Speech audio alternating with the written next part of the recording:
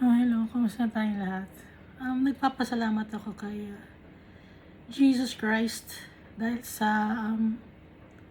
fruits of the Holy Spirit na binigay niya sa atin, At saka yung um, gifts na binigay din niya sa atin. So iba yung fruits at iba rin yung gifts.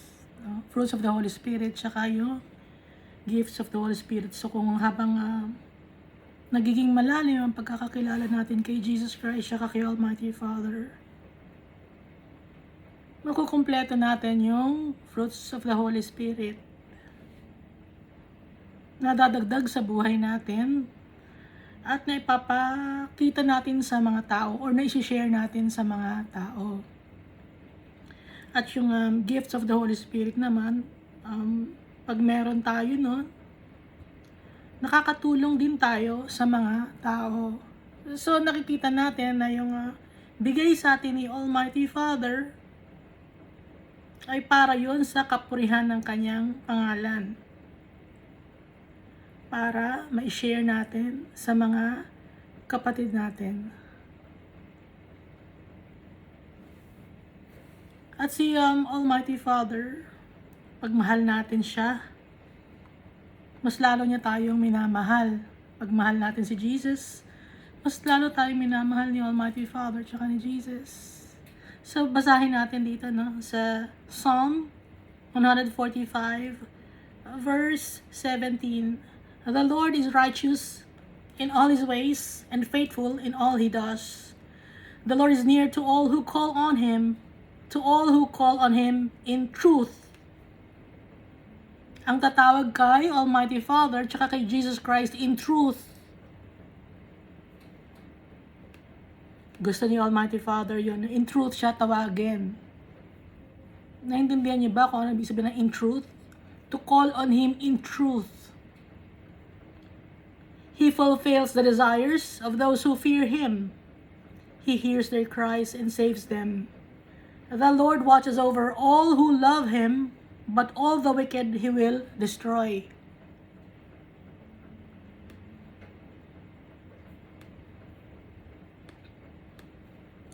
Promise to ni Almighty Father. Hindi nagbabago ang salita ni Almighty Father.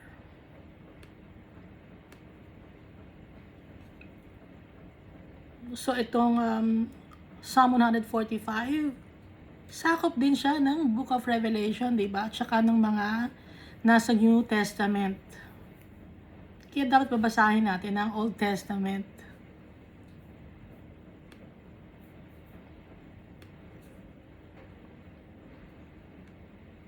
Lahat-lahat, kahit na yung mga prophetic books. Dahil kailangan nating makilala yung tatay natin.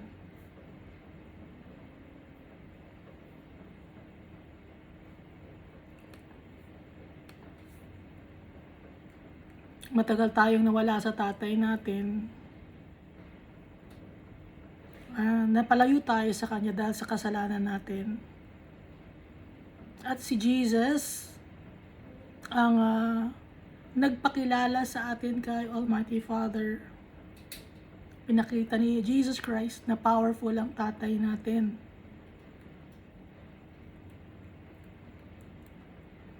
At inoffer tayo ni Jesus kay Almighty Father.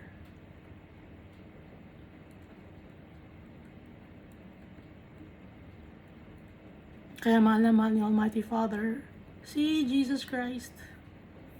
At tayo rin ay mahal na mahal ng tatay natin.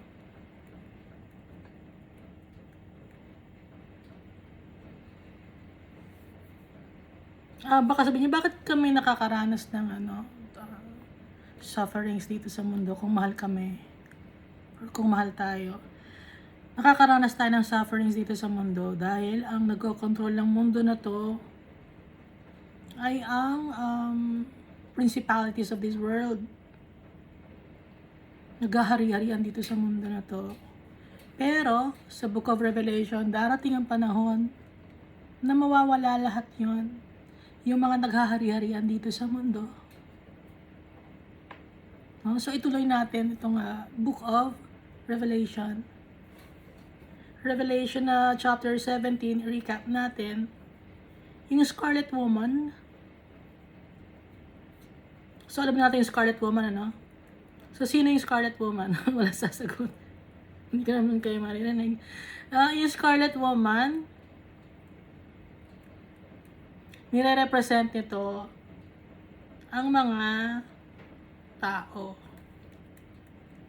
So, lahat tayo, Scarlet Woman. Dahil, naging, ibinenta natin yung sarili natin para sa kayamanan, sa karangyaan, para sumikat tayo. So, naging harlot tayo. Pero tayo ngayon ay followers of Christ na. So, hindi na tayo kasali doon. So, sino na ngayon yung harlot? Yung mga hindi naniniwala kay Almighty Father tsaka kay Jesus Christ. Pinagpatuloy nila ang kanilang masasamang gawain. So, yung 7 head, yun yung 7 mountains or 7 hills, na 7 continents ng mundo na to, at yung dagat, doon nakaupo yung babae, yun yung every tribe, nation, kahit anong language, no? At saka yung beast, galit naman talaga sa mga tao. Pati ang dragon, galit din siya sa mga tao. Kaya niya kinokorrupt ang mga tao para hindi mapunta sa kaharian ni Almighty Father. Para malungkot si Almighty Father. Kaya ginamit niya ang mga tao, tinatempt ni Satan ang mga tao, hinihikayat ni Satan ang mga tao na magkasala para mapalayo kay Almighty Father.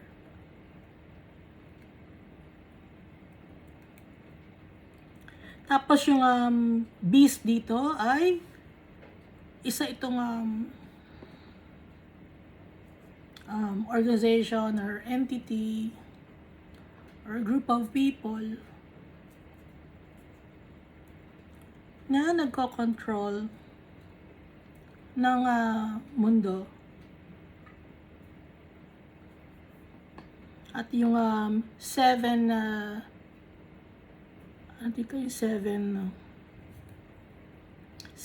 kings, no? May 7 kings din dito.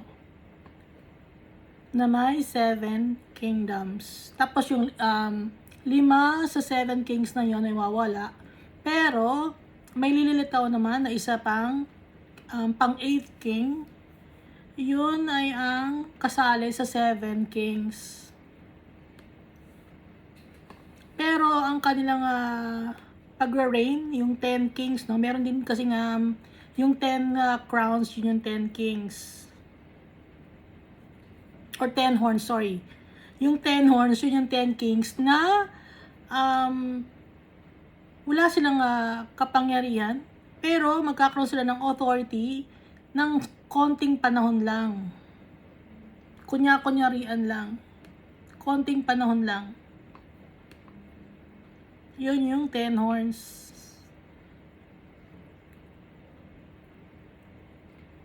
At alam natin na may darating na false prophet, di ba?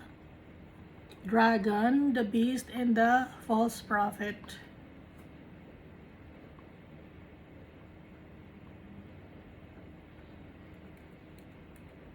At hihikayatin ng false prophet na sambahin ang beast. Ibig sabihin ng sambahin, sundin ang mga itinuturo or mga rules, directives ng beast. Na yung mga directives naman na pinapatupad ng beast ay galing sa devil, sa dragon, kay Lucifer, the serpent of old.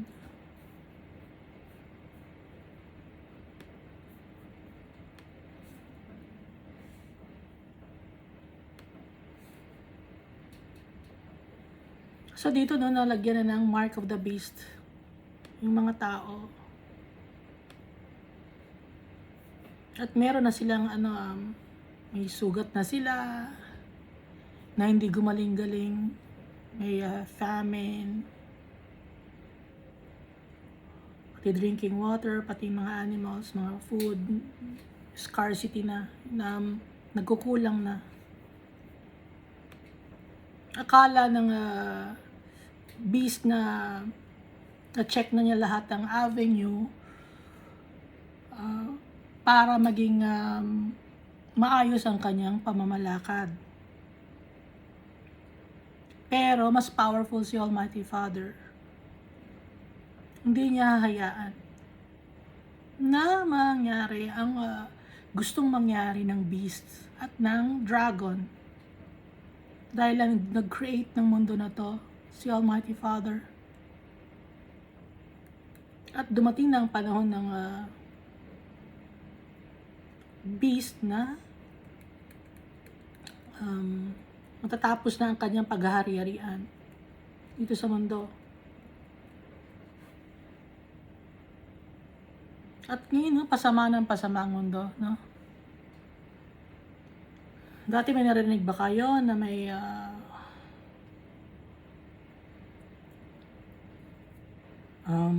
nagwawala sa kalye, nag-aamok? Dati meron, no, konti lang, pero ang dami na. Tsaka noon, yung mga babae nasa bahay lang. Ngayon, nasa mahilig ng pumunta sa mga lugar na tsaka dati ang alam ko lang yung mahilig sa sa mga alak, lalaki lang. Ngayon pati babae na rin. Kahit anong edad na ngayon. At nagiging materialistic ang mga tao. At naging hindi na sila sumusunod sa kanilang mga magulang. Wala nang respect sa mga nakakatanda. Kung noon may respect pa, no? Matanda na kasi ako kaya. Ngayon kasi iba na, no? Yung mga 95 years old dyan, yung mga kaedaran ko, alam niyo siguro yung sinasabi ko. Matanda na kasi ako. Matanda pa ako sa nanay ko.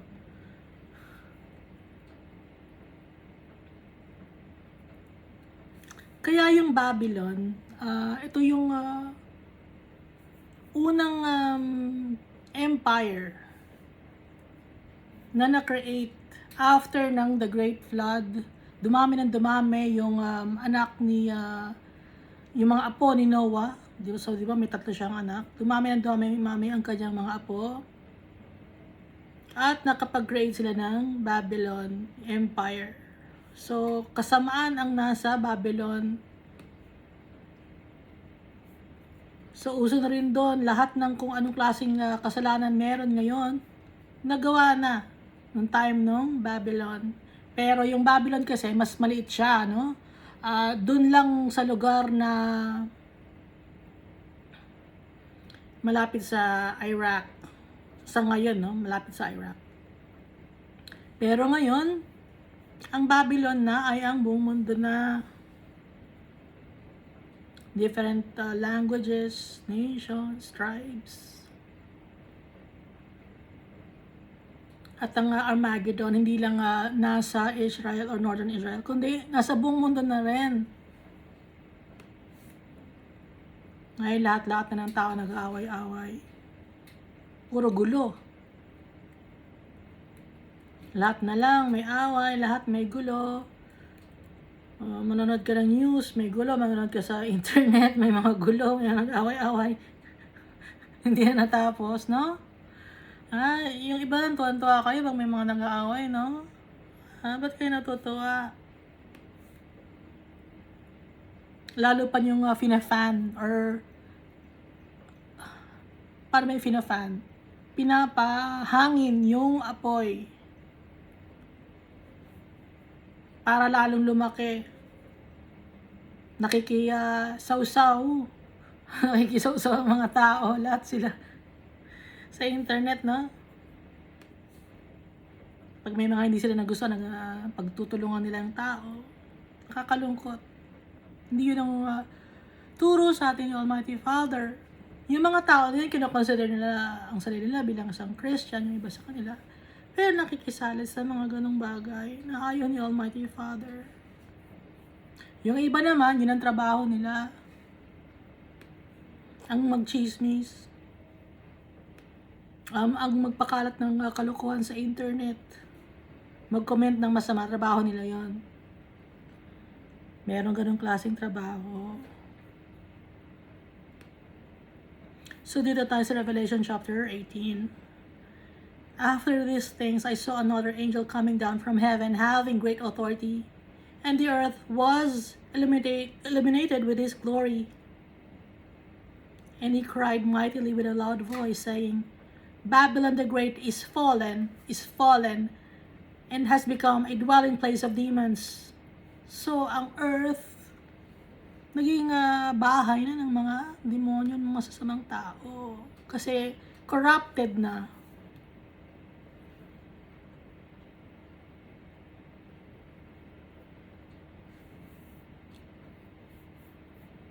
Nagkakahawa-hawa na.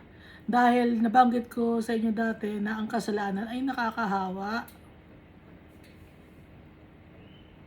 Ito transfer.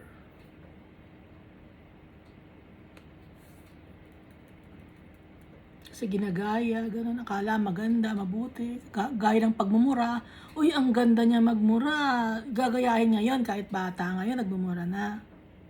A prison for every foul spirit and a cage for every unclean and hated bird. So, ano ba yung hated bird? A cage for every unclean and hated bird. Yun yung mga vulture, no? Yung vulture, mahilig siyang kumain ng mga bulok. Ng mga patay na animals. Yun ang gusto niyang kainin, patay na mga meat. Mga nabubulok na meat.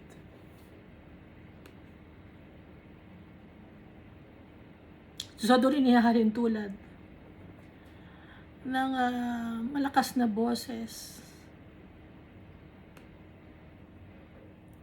Ang mga tao, naging madumi tayo. Naging madumi ang mga tao. Foul spirit. Demonic possession.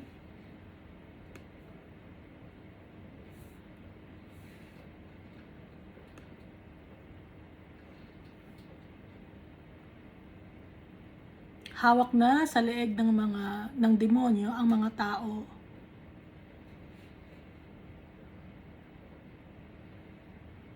Naging obsessed na sa mga material things. Tsaka sa mga material possessions. Nakalimutan na yung kanilang morals and values. At patuloy na gumagawa ng mga masasama.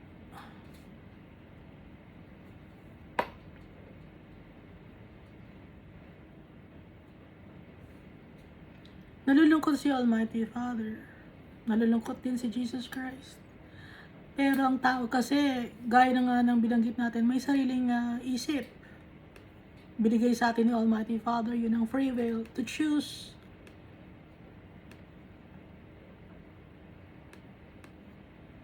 Ayaw ni Almighty Father, ipagpilitan yung sarili niya sa atin. Gusto ni Almighty Father, i-choose natin siya willingly. Willing tayo dapat. Pero ayaw ng mga tao na to. Ng Babylon. For all nations have drunk of the wine of the wrath of her fornication. The kings of the earth have committed fornication with her. And the merchants of the earth have become rich through the abundance of her luxury. Yumaman yung mga tao dahil sa mundo na to. Yumaman na dumami ang kanilang mga earthly possessions dahil sa mundo na to. Marami namang kasing resources, no? Ang mundo na to. Kaya yumaman sila at naging selfish. malakas magpatubo, yung inflation. Paano ba nagkakaroon ng inflation? Bakit ba merong mayaman sa mundo na to? Samantalang, nung create ni Almighty Father ang mundo na to, pantay-pantay tayo. Bakit nagkaroon ng ganun? Na may mga taong mas angat sa iba.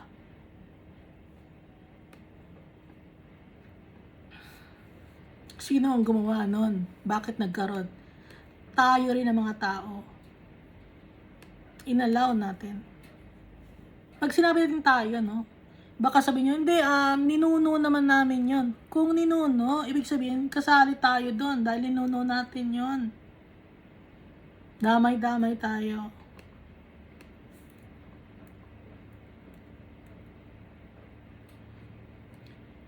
Example nito, no? Yung time ni Almighty Father, galing ng Egypt, yung mga Israelites, nandun na sila sa land of milk and honey. Nagreklamo sila kay Samuel, gusto nilang magkaroon ng hari dahil yung mga kalaban nila merong mga nagro-rule sa kanila. Ang sabi ni Almighty Father, wag kang malungkot, Samuel, hindi ikaw ang nire-reject nila, ako ang nire-reject nila.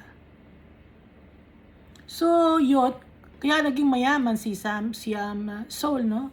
Kaya naging hari si Saul, naging king siya.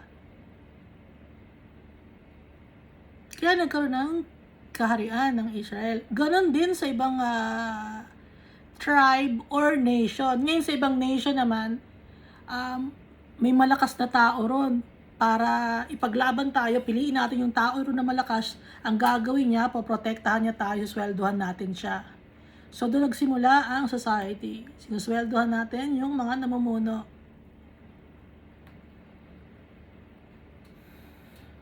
So yung mga namumuno naman, naging corrupt.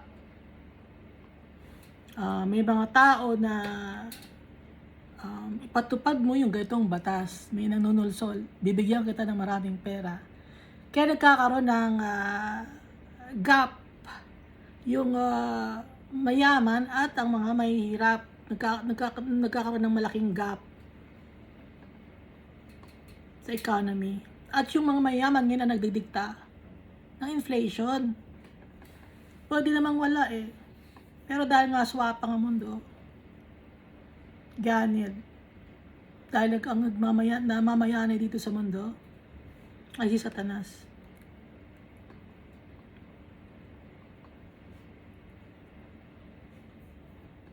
Kaya nga, for all the nations have drunk of the wine of the wrath of her fornication.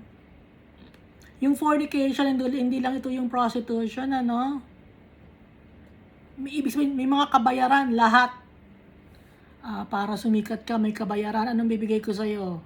O ganon, may mga kabayaran lahat. Hindi lang to monetary, kundi sometimes validation, sometimes ilalagay kita sa power. O ganon, iba-ibang klase ang bayad.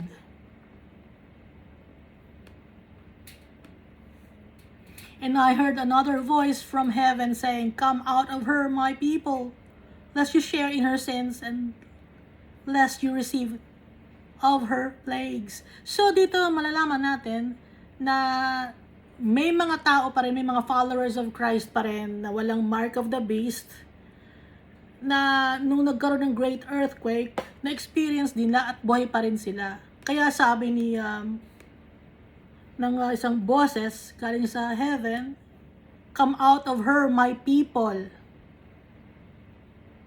lest you share in her sins and lest you receive of her plagues. For her sins have reached to heaven, and God has remembered her iniquities."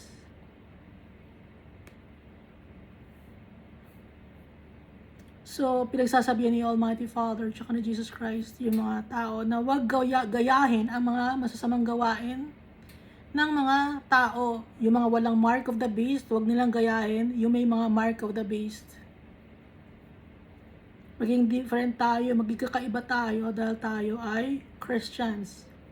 Christians, dala-dala natin ang pangalan ni Christ. Kino-consider natin siya as our Lord and Savior because that is the truth. And He is our Redeemer.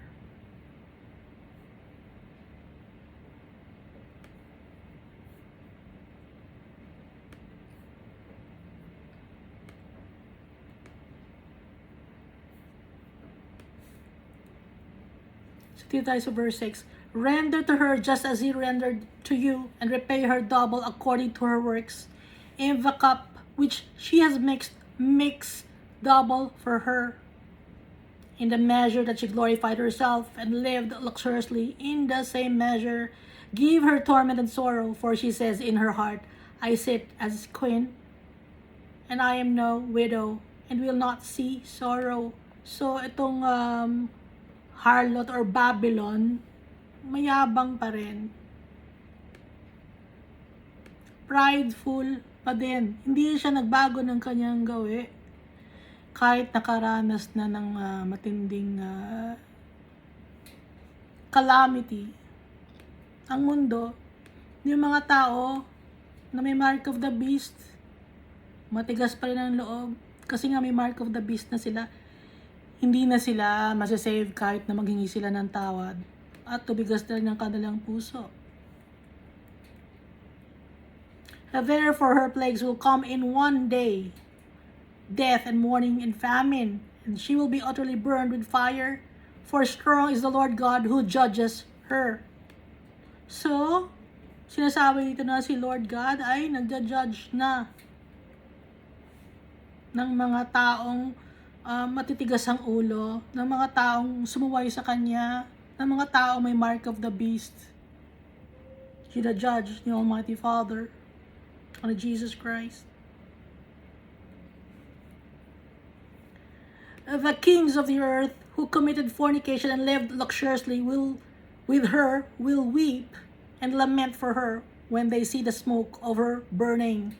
So the kings of the earth, ibig sabihin ito yung mga mayayamang tao sa mundo, no? Na niransak ang Babylon or yung mga tao, pati yung mga resources. Ginamit ng kings of the earth o yung mga mayayamang mga tao ang Babylon, yung mundo, pati na rin yung mga tao.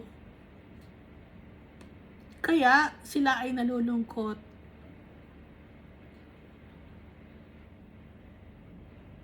Sira na ang mundo. They see the smoke of her burning. So sa ngayon ang ganda ng mundo, no? Ang daming industrialized country na or mga tourist attraction. Mga pinapasyalan nyo sa mga beach resorts, mga developed places na pwedeng puntahan, mahal lang bayad. Pag pinuntahan mo, travel ka, masisira lahat yun. Sira ni Almighty Father. Walang may pagmamalaki ang tao. Standing at a distance for fear of her torment, saying, Alas, alas, that great city Babylon, that mighty city, for in 1 hour your judgment has come. Sa isang oras lang natapos na masira ang city ng Babylon or ang earth. Kasi ang Babylon ay ang earth to. The great harlots.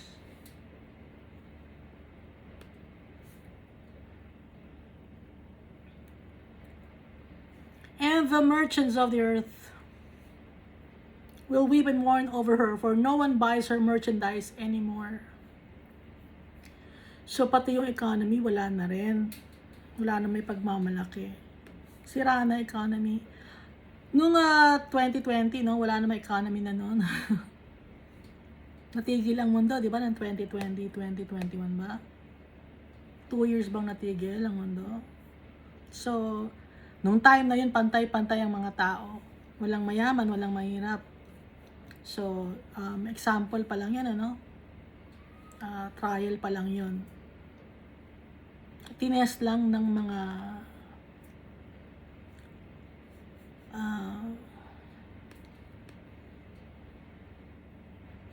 nasa taas, hindi si Almighty Father, yung mga nasa taas ng lipunan, yung mundo, tinest lang. Kung hanggang saan at kung ano ang mga mali nila. At ngayon ay ginagawa na nila ng paraan para maiayos nila.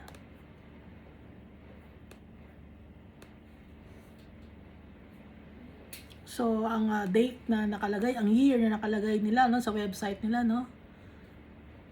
Alam nyo na, di ba, na nag-check na ba kayo sa website?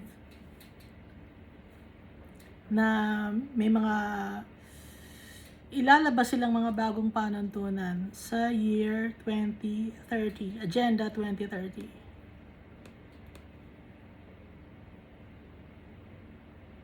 Pero hindi matutupad yun.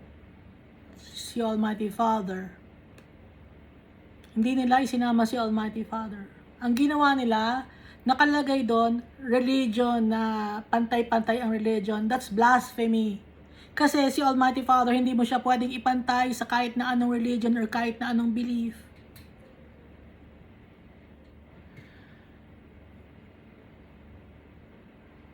Hindi siya kapantay.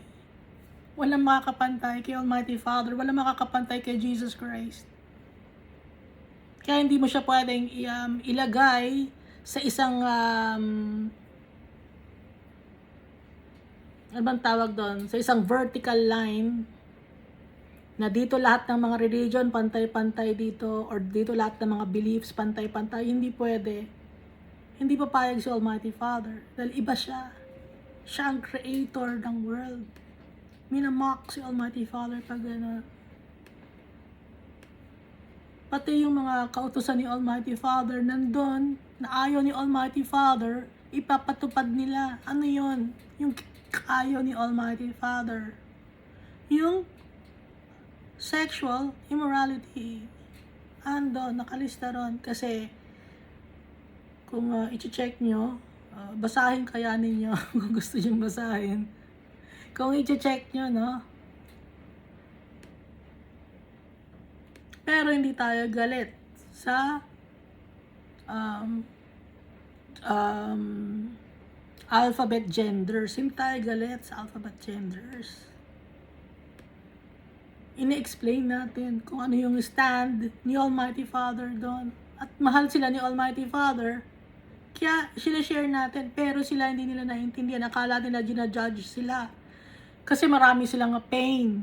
Yung mga taong twisted ang paniniwala about their gender, marami silang pain. Hindi nila matanggap. Ayaw nilang ma-heal. Ayaw nilang lumapit kay Almighty Father. Gusto nila yung sarili nilang masunod.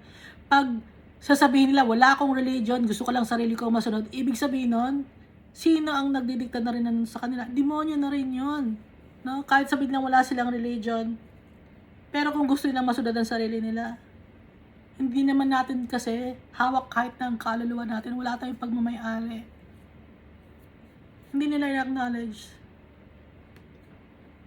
Kasi mayroon silang binaniwalaan, my body, my rules. Yun yung mga mahilig naman sa abortion, ano. Minsan may narinig ako sa internet, pinagmamalaki pa niya na nagpa-abort siya ng more than 7 times na ata. Na babae yun. Pinagmamalaki pa niya.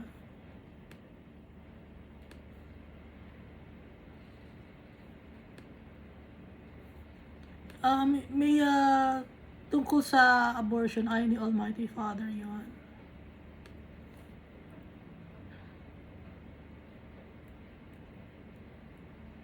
Ano yun? Eye for an eye, tooth for tooth. Pag namatay yung unborn child,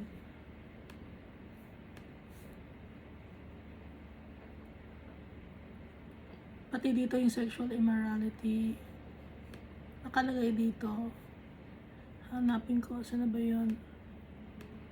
Sa Leviticus yun eh. May listahan na yan.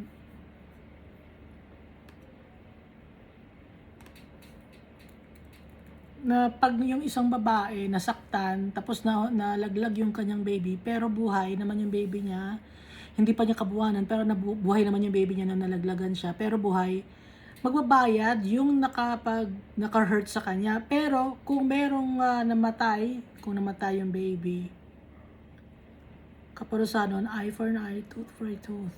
Kung namatay yung unborn baby,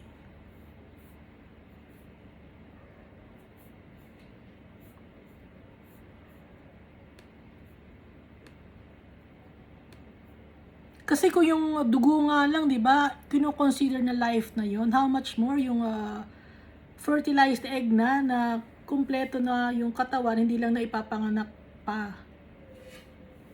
So may buhay na rin yun, may sarili na rin puso yun.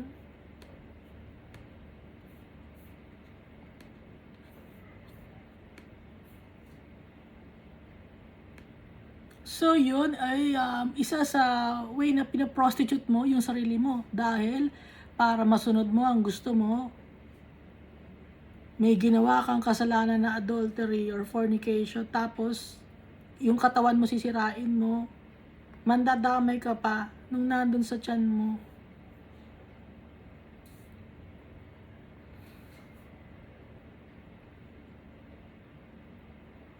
Tuloy natin ano. And the merchants of the earth will weep and mourn over her, for no one buys their merchandise anymore. Ay, i-add ko pa, no? Ito yung mga doctor na nag-perform ng abortion. Di ba pag kunyari sa bahay lang gagawin, hindi sa ospital, no? Sasabihin niyo mangkukulam yung babae na yun. Di ba? Kasi ilalagay sa buhay, mangkukulam yan. Pero pag sa ospital, sasabihin, doctor yon, medical practitioner yon, madami ang pinag-aralan nun. So, kung hindi nakapag-aaral, ang tawag, mangkukulam. Pag nakapag-aaral, doktor yan.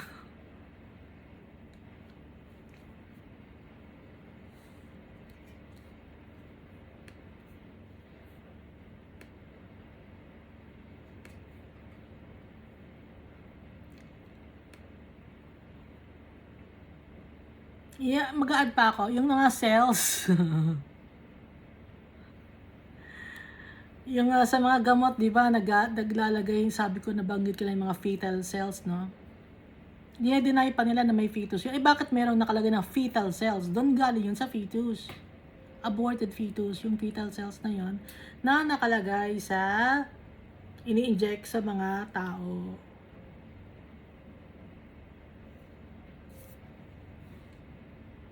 So kung ang gagawa noon ay isang babae na naka-sombrero na triangle, tapos naka-black siya, tapos meron siyang mahabang ilong at may nunal dito, may mangkukulam yan. Ba't niya ginagawa yun? Patayin natin yan. Pero pag naka-lab gown, nakapag-aral, hindi mangkukulam, nire-respeto yan. Iba talaga ang society, no?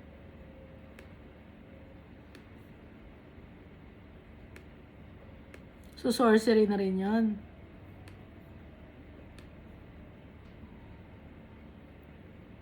At ginagawang ginipig ang mga tao. Nag-eksperimento ng mga tao. Sorcery also yun. Ano pa ang sorcery? Witchcraft, okay? Or divination, kasi ayaw ni Almighty Father, babanggitin ko na, no? Pati yung crystal, natitingin ka sa bolang crystal, si Manang Bola. Pinapanood ko na ito. Ano yung pinapanood ko? Si Manang Bola, Perlas na Bilog. Ano nga yung batibot? Ba't yung sa batibot may gano'n? Ayun, ayaw ni Almighty Father noon, yung fortune telling, yung necromancy, tsaka yung fortune telling kasi, ang nagdidikta sa isang medium kasi ang tawag no, pag nagsisik ka ng tulong sa marunong magbasa ng si Manang Bola, medium yon. Hindi size na medium and large na small, no? Hindi. Ibig sabihin, yun yung which si Manang Bola, example si Manang Bola, which siya. Pag naghingi sila ng nagcha-chant sila, ang tinatawag nila ngayon ay mga evil spirits or mga dead people. Or kasi pero hindi naman talaga dead yung nakakausap nila, kundi mga evil spirits yun kasi pagpatay na, patay na talaga. So yung mga nakakausap nila ay mga fallen angels. Ayaw ni Almighty Father nun. Ano pa ba mga ginagamit lang yung Ouija board? Ayaw ni Almighty Father.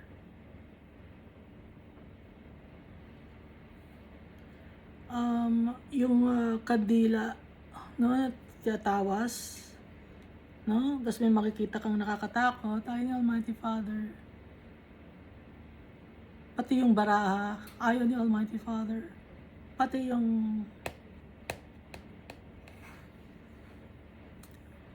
mayroon pang iba na ginagawa ang mga tao, tumitingin sa tubig. Meron ganun tumitingin siya sa tubig. No, ibang klase. So, ang nagdidikta nun ay ang mga fallen angels.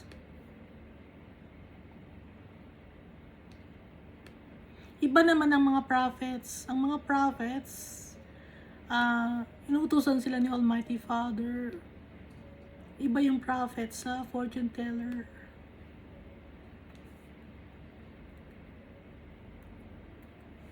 Yung fortune teller, nakatingin lang sila dito sa lupa.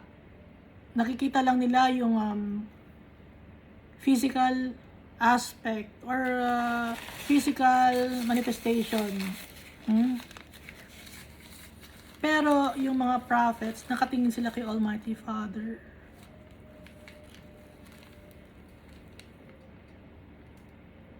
At ang gawain ng mga prophets ay i-share sa mga tao yung kabutihan ni Almighty Father, winawarningan ang mga tao na huwag gumawa ng kasalanan. Ngayon, yung mga medium,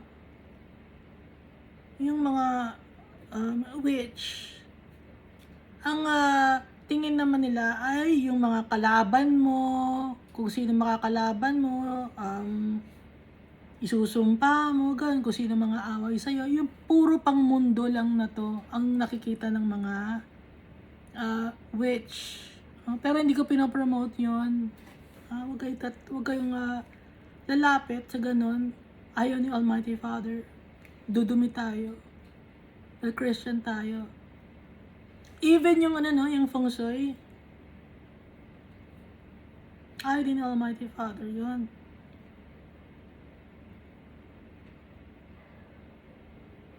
Ano yung mga year of the kapinanganak, year of the ox, year of the rabbit, mga ganon. Excuse me, ayaw ni Almighty Father nun.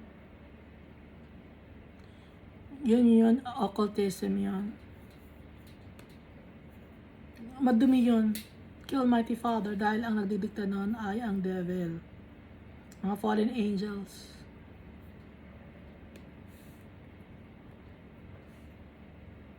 Mas powerful si Almighty Father. Kaya mas katakutan natin si Almighty Father.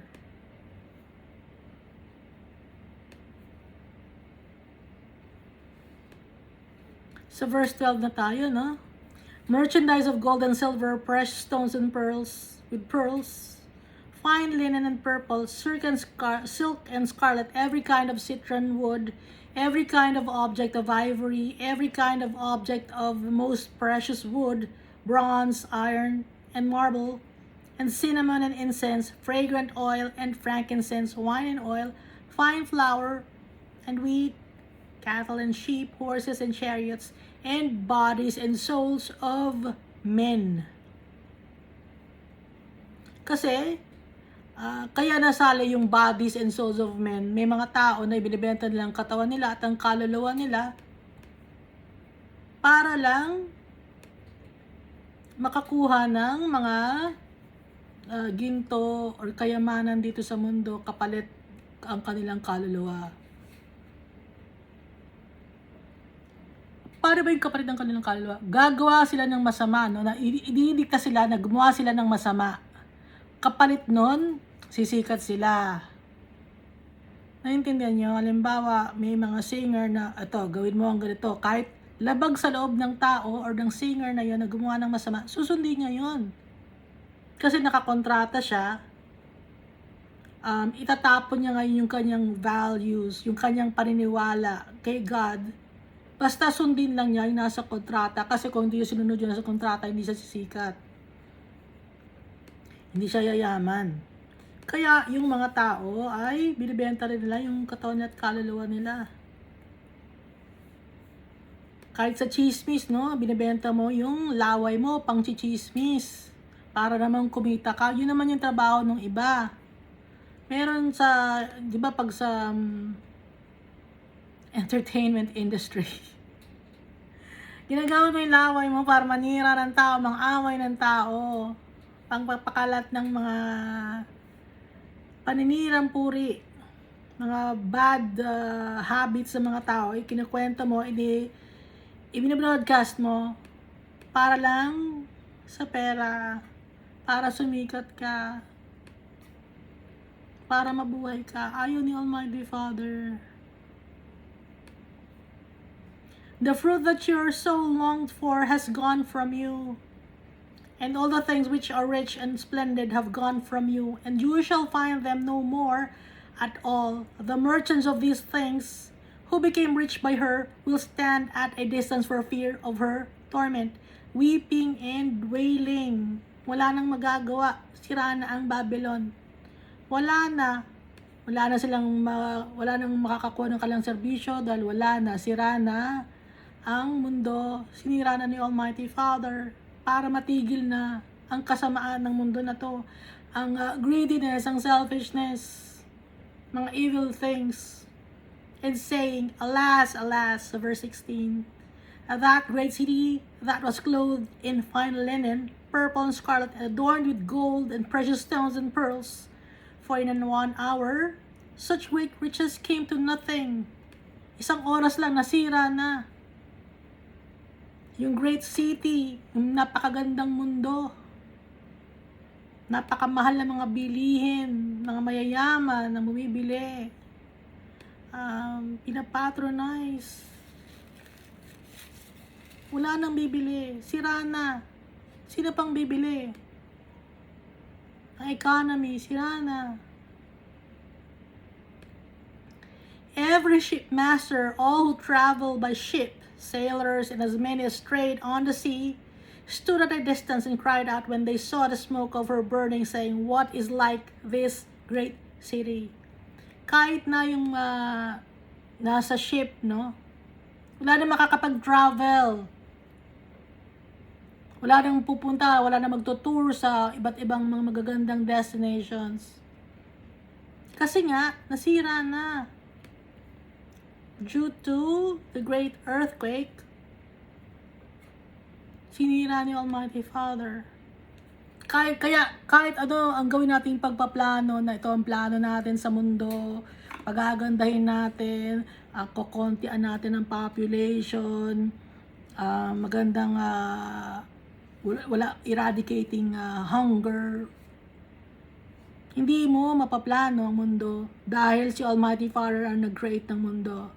At siya rin na magde-destroy. Dahil sa kasamaan ng tao, hindi na na-acknowledge ang tatay natin. They threw dust on their heads and cried out, weeping and wailing and saying, alas, alas, that great city in which all who had ships on the sea became rich by her wealth, for in 1 hour she is made desolate. Sa napakaikling oras lang, nasira na siya. Sira na ang Babylon. Sira na ang earth. Wala nang magandang puntahan. Bulok na lahat. Giba na lahat. Yung mga building na magaganda, masisira yon because of the great earthquake and the volcanic eruptions. Alam naman natin na pag nagkaroon ng earthquake, mayroong volcanic activity.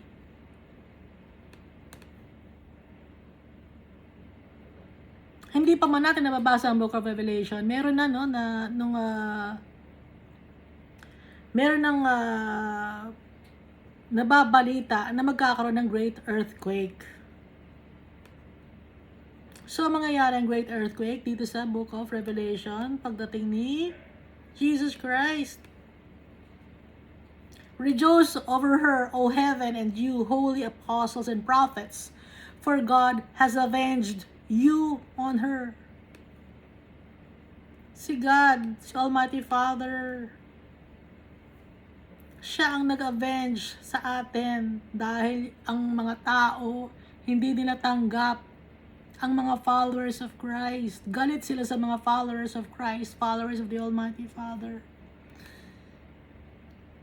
Pinatay nila ang mga apostles. Pinatay ang mga followers of Christ. Pinakain sa layon, sinunog. Lahat-lahat na. Para lang tanggalin sa mundo si Almighty Father at si Jesus Christ. Pero si Almighty Father at si Jesus Christ, sila ang mag-a-avenge. Matindi ang kung mag-avenge si Almighty Father. Kaya tayo, kung may mga nangaaway sa atin, huwag tayong gaganti. Pero wag naman natin sasabihin kay Almighty Father, ihiganti mo ako. Ayaw naman ni Almighty Father noon na masaktan natin yung kapwa natin na tao. Dahil lang gusto ni Almighty Father, kahit na nasaktan tayo, mamahalin pa rin natin yung mga tao na nakasakit sa atin, gaya ng ginawa ni Jesus Christ. Pero, dito sa end of times, darating ang oras ng yung galit ni Almighty Father dahil napuno na yung galit niya. Ayaw magbago ng tao at patuloy ng paggawa ng masama at ayaw siyang i-acknowledge na siya ang creator ng world na to. Mas pinaniniwalaan nila ang dragon. Mas pinaniniwalaan nila ang kanilang sariling kakayahan, ang kanilang sariling katalilinuhan. Na sa tingin ni Almighty Father, ang katalinuhan ng tao na to ay wala sa kalingkingan, no? Maliit ang utak ng tao, hindi naiintindihan. Dahil sa kanilang greediness and selfishness. Akala ng tao matalino na siya. Akala ng tao ang ganda ng pagkakaplano niya. Akala ng tao ang ganda ng mga invention niya. Hindi niya alam. Yun ang malaking pagkakamali ng tao. Ang hindi acknowledge Almighty Father. Then a mighty angel took up a stone like a great millstone and threw it into the sea, saying, thus the violence, the great city Babylon, shall be thrown down, and shall not be found anymore. So yung old city, yung Babylon na kino-consider, mawawala na yon. The sound of harpists, musicians, flutists, and trumpeters shall not be heard in you anymore. Yung mga magagandang tunog, mga sound, mga music, mga bands, hindi na maririnig sa'yo kasi mawawala na ang Babylon. Hindi na makikita kailanman. No craftsman of any craft shall be found in you anymore. Wala na rin gagawa ng mga magagandang building, ng mga magagandang sculpture. And the sound of a millstone shall not be heard in you anymore. Wala na rin mag-create ng kung ano-ano mang mga food para to cater the people. Wala nang ganon. Wala nang mag-aane. Wala na. The light of a lamp shall not shine in you anymore. Hindi na rin. Wala na rin mga ilaw sa Babylon. And the voice of bridegroom and bride shall not be heard in you anymore. Magiging malungkot ang Babylon. Dahil mawawala na to, wala na rin mga ikakasal. Hindi na, dahil sira na ang Babylon. Wala nang mga music, Wala nang celebration yung mga tao. Wala nang gagawa pa ng mga bagay na ng mga crafts, like yung mga gumagawa ng bag, gumagawa ng damit, gumagawa ng mga kung ano-ano man. Wala na. The light of a lamp shall not shine in you anymore, and the voice of the bridegroom and the bride shall not be heard in you anymore. For your merchants were the great men of the earth, for by your sorcery all the nations were deceived. Dahil sa iyong sorcery, lahat na ng mga tao sa mundo ay naloko mo. Wala ng economy. And in her was found the blood of prophets and saints and of all who were slain on the earth. Pagdudusahan ng mga tao, lahat ng mga namatay na mga followers of Christ, lahat ng kanilang mga pinahirapan,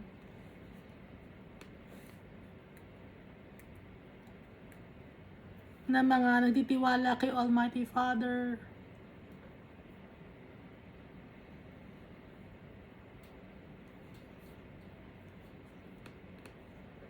simula't simula pa nung create itong mundo na to,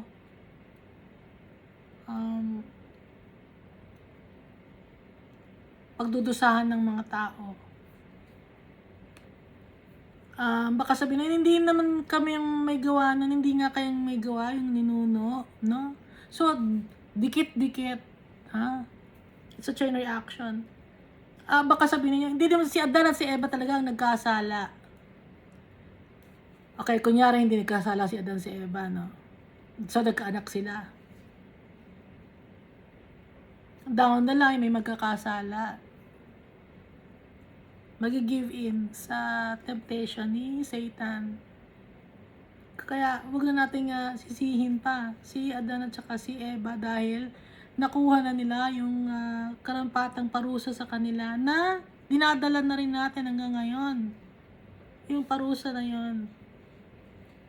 At dapat, maging accountable tayo.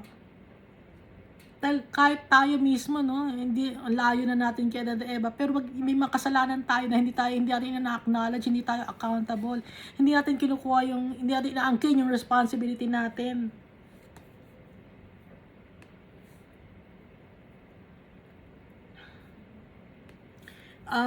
Yung parusa kay Adan, alam nyo na, di ba? Yung habang buhay siya magtatrabaho, kailangan niya magtrabaho para sa kanyang pamilya, para mabuhay. At ang kay Eva naman, ang parusa sa kanya ay mahihirapan na siyang manganak. Hindi na maging madali, dapat talaga kung hindi nagkasala si Adan at si Eva, magiging madali ang pagpapaanak ni Eva. At itong si Adan, hindi na siya maghihirap, na nandun lang kasi sa Garden of Eden lahat ng mga kakailanganin. Pero dahil sa pinalayas sila,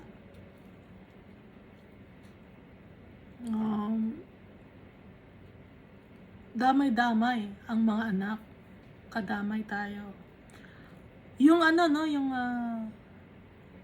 monthly period ng babae, kasama yon sa parusa ni Almighty Father. No? Alam niyo ba yon, yung monthly period ng babae? Kasi kasama yun sa reproductive system, no? Yung monthly period ng babae. So, isa yun sa parusa ni Almighty Father.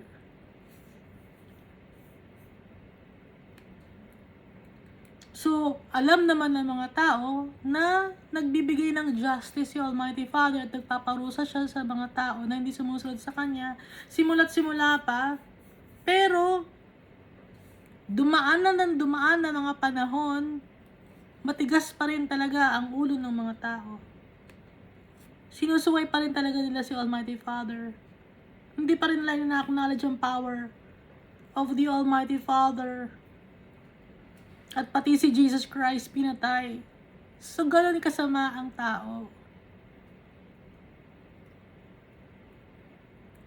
Kaya, kailangan ng matapos. Kailangan magkaroon ng pagbabago. Ang makakagawa na ng pagbabago, si Jesus Christ, at si Almighty Father.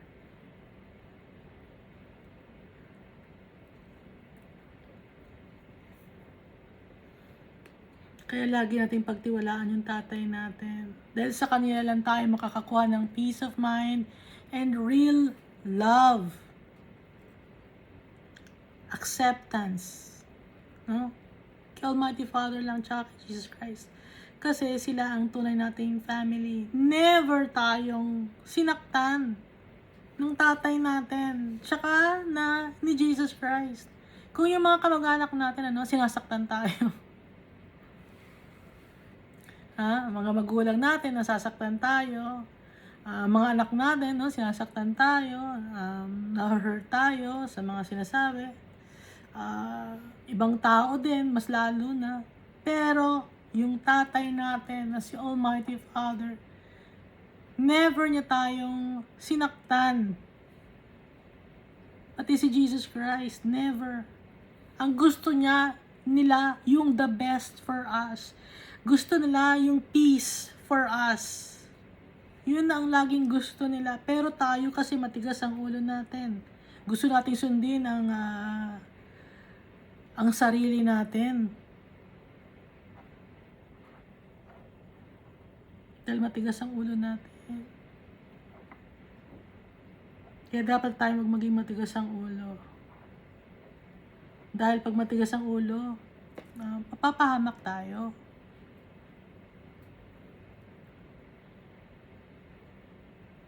Kung hindi tayo mahal ni Almighty Father, hindi naman niya tayo bibigyan ng warning eh. Hindi niya tayo hindi niya ipapadala yung mga prophets niya. Hindi niya ipapadala si Jesus Christ kung hindi niya tayo mahal.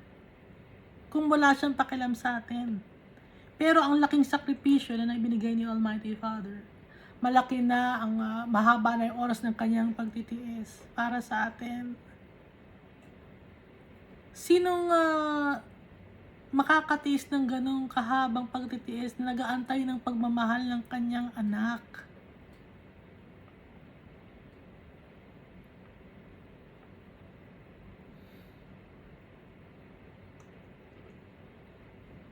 Si Almighty Father lang.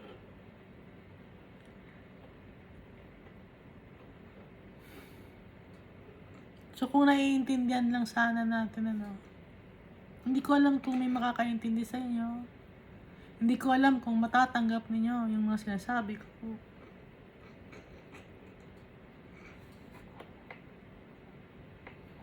Pero ginagawa ko to dahil mahal ko yung tatay ko, si Almighty Father.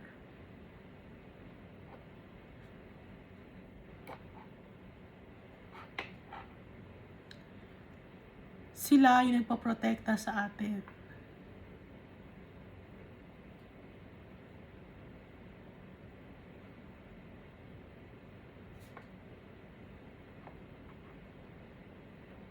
Sila hindi na tayo iiwan.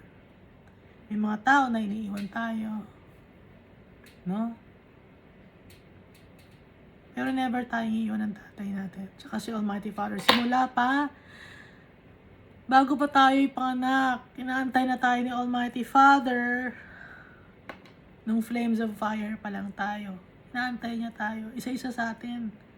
Dahil isa-isa sa atin, binabantayan niya. Dahil isa sa kanyang katangian, meron siyang eyes like that of an eagle. Dahil exact yung tingin niya. At patient siya, nagpe-persevere siya like an ox. Loving, merciful. Kaya we were created in His image and likeness. Kaya face of a man. At nobility and royalty. Si Almighty Father. King siya. King of kings and Lord of lords. Sino ba tayo para maging anak ng isang king? Yung king dito sa mundo, no, hindi tayo tatanggapin. Hindi tayo tatanggapin ng may mga king dito sa mundo. Hindi tayo tatanggapin. Hindi nga tayo makapasok, di ba? Sa kanilang lugar, ganun. Pero si Almighty Father, welcome na welcome tayo sa kanyang kaharian.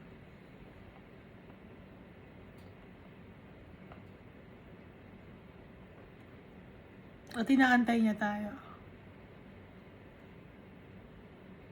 So, pag natapos na itong Book of Revelation, lahat ng yung prophecy, mawawala na to. Lahat mawawala na. Ang matitira na lang ay ang love. Yung faith, mawawala na rin yan kasi makakasama natin si Almighty Father. Makikita na rin natin siya. Pati si Jesus. Yung hope, matatapos na rin yon kasi kasama na natin si Jesus tsaka si Almighty Father. Wala nang hope. Ang matitira na lang ay love. Kasi in heaven, full of love si Almighty Father. The true definition of love is the Almighty Father. Yun ang true definition of love. Yung love dito sa mundo, mababaw lang.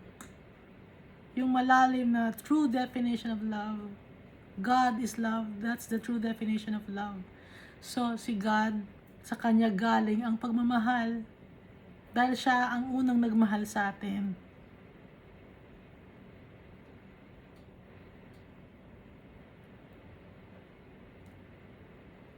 Dito sa mundo, natatrain tayo, naiiba tayo, na-hone yung ating personality, nag-change tayo for the better kung pipili natin si Jesus Christ siya kasi Almighty Father. Pero kung hindi natin pipiliin si Jesus Christ siya kasi Almighty Father, magiging worse tayo. Pero dahil sa tayo ay followers of Christ, nagtitiwala tayo sa Kanya, yung personality natin ngayon ay may iba, magiging kagaya ni Jesus Christ. Dahil siya yung dapat na ini-emulate natin, ginagaya natin.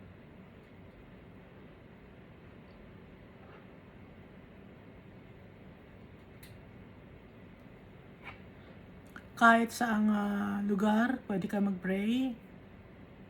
Kahit anong ginagawa mo, pwede ka mag-pray. Pwede ka magbasa ng Bible. From Genesis up to Revelation. Basahin mo. Dahil pag makakapasok ba tayo sa lugar na bahay ng tatay natin kung hindi natin kilala yung tatay natin? Ha? Gusto ko pumasok sa bahay na yun. Kilala mo ba yung nakatira sa bahay na yun? Hindi ko kilala pero gusto ko pumasok doon. So, paano tayo makakapasok? Tatay, kilalanin natin. No? Makikilala natin sa pamamagitan ng pagdadasal natin. Isisik natin siya, hanapin natin siya ng buong puso. Kasi nagtatampo siya, wala naghahanap sa kanya. Hanapin natin yung tatay natin para hindi na siya magtampo. Para malaman niya na mahal din natin siya. Yung mga tao naghahanap ng pagmamahal, di ba? Ganon din si Almighty Father. Masigit pa.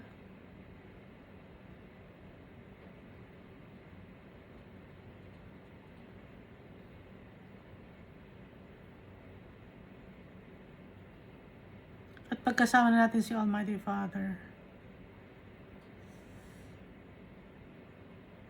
kakaibang peace or kapayapaan ang mararamdaman natin. Overflowing with peace and love ang puso natin. Kasama si Jesus Christ dahil sila ang magpaprotekta sa atin, sila ang mag-nurture sa atin, sila ang mag-aalaga sa atin. Wala na tayong dapat na alalahanin pa.